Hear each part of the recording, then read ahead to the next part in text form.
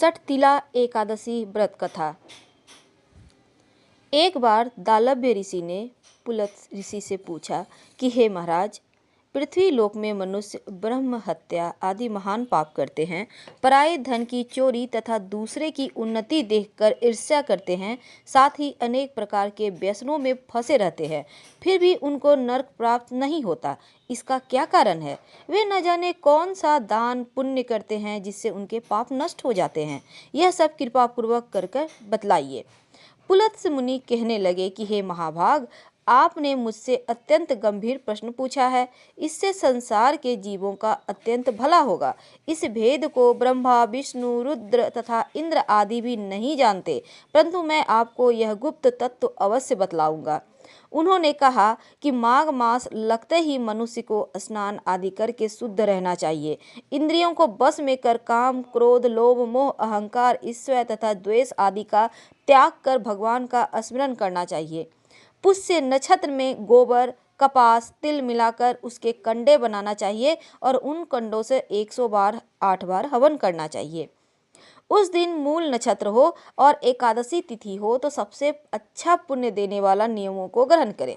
स्नान वगैरह करके नित्य क्रिया से निवृत्त होकर सब देवताओं के देव श्री भगवान को पूजन करे और एकादशी का व्रत धारण करे। रात्रि को जागरण करना चाहिए। दूसरे दिन कपूर, धूप, नैवेद्य आदि से भगवान का पूजन करके खिचड़ी का भोग लगाएं। तत्पश्चात पेठा, नारियल, सीताफल या सुपारी का अर्घ देकर स्तुति करनी चाहिए। हे भगवान, आप दीनों को शरण देने वाले हैं, इस संसार सागर में फंसे हुओं को उद्धार करने वाले हैं। हे पुंडरीकाक्ष, हे विश्वभावन, हे शुभ्र ब्रह्म, हे पूर्वज, हे जगतपते, आप लक्ष्मी जी सहित इस तुच्छ अर्घ को ग्रहण करें। इसके पश्चात जल से भरा कुंभ यानी घड़ा ब्राह्मण को दान करे तथा ब्राह्मण को श्यामा गौ और तिल पात्र देना भी उत्तम है।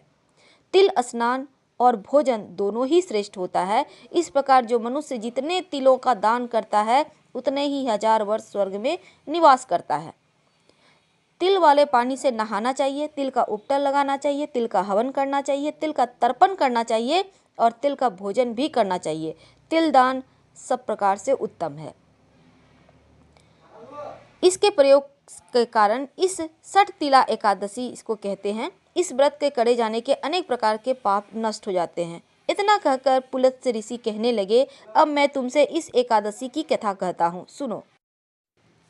एक समय नारद जी ने भगवान श्री विष्णु से यही प्रश्न किया था और भगवान ने जो सठतिला एकादशी का महात्म्य नारद जी से कहा सो मैं तुमसे कहता हूँ। भगवान ने नारद जी से कहा, हे नारद, मैं तुमसे सत्य घटना कहता हूँ, ध्यान पूर्वक सुनो। प्राचीन काल में मृत्युलोक में एक ब्राह्मणी रहती थी। वह सदैव व्रत किया करती थी। एक समय वह 1 मास तक व्रत करती रही। इससे उसका शरीर अत्यंत दुर्बल हो गया। यद्यपि वह अत्यंत बुद्धिमान थी तथापि उसने कभी देवताओं या ब्राह्मणों के निमित्त अन्न या धन का दान नहीं किया था। इससे मैंने सोचा कि ब्राह्मणी ने व्रत आदि कर अपने शरीर को शुद्ध कर लिया है, अब इसे विष्णु लोक तो मिल जाएगा, परंतु इसने कभी अन्न का दान नहीं किया, इससे इसकी तृप्ति होना कठिन है। भगवान ने आगे कहा, ऐसा सोचकर मैं भिखारी के वेश में मृत्युलोक में उस ब्राह्मणी के पास गया और उससे भिक्षा मांगी। वह ब्राह्मणी बोली, महाराज, किस लिए आए हो? मैंने कहा, मुझे भिक्षा चाहिए। इस पर उसने एक मिट्टी का ढेला मेरे भिक्षा पात्र में डाल दिया। मैं उसे लेकर स्वर्ग लौट आया। कुछ समय बाद ब्राह्मणी भी शरीर त्याग कर स्वर्ग में आ गई। उस ब्राह्मणी को मिट्टी का दान करने से स्वर्ग में सुंदर महल मिला, परंतु उसने अपने घर को अन्न आदि सब सामग्रियों से शून्य पाया। घबरा कर वह मेरे पास आई और कहने लगी, भगवान, मैंने अनेक व्रत आदि से आपकी पूजा की, परंतु फिर भी मेरा घर अन्न आदि से वस्तुओं से शून्य है। इसका क्या कारण है भला? इस पर मैंने कहा, पहले तुम अपने घर जाओ, देव स्त्रियां आएंगी तुम्हें देखने के लिए। पहले उनसे सठतिला एकादशी का पुण्य और विधि पूछ लो, तब द्वार खोलना। मेरे ऐसे वचन सुनकर वह अपने घर गई। जब देव स्त्रियां आई और द्वार खोलने को कहा तो ब्राह्मणी बोली, आप मुझे देखने आई हैं तो सठतिला एकादशी का महात्म्य मुझसे बोलें। उनमें से एक देव स्त्री कहने लगी, मैं कहता हूँ जब ब्राह्मणी ने सटतिला एकादशी का महात्म सुना तब द्वार खोल दिया। देवगनाओं ने उसको देखा तो वह गांधारवी और असुरी है, वरन पहले जैसा मानुषी है। उस ब्राह्मणी ने उनके कथनानुसार सटतिला एकादशी का व्रत किया। इसके प्रभाव से वह सुंदर और रूपवती हो गई और उसका घर अन्न आदि सभी सामग्रियों से युक्त हो गई।